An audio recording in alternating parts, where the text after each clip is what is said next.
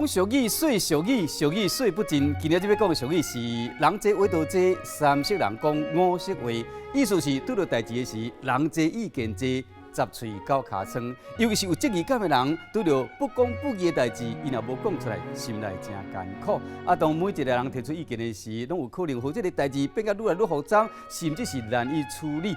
这个星座专家讲，比较靠有正义感的星座，金牛座，伊认为对的代志会勇敢为家己发声，有正义感，佮有爱心。双子座的人爱交朋友，伊若看到无公平的代志，会勇敢出面维护正义。天秤座的人，伊敢若认理无认亲，就算是亲人朋友做唔到代志，伊嘛徛伫正义的这边，为弱势人讲话。今日讲的俗语是：人多话多多，三色人讲五色话。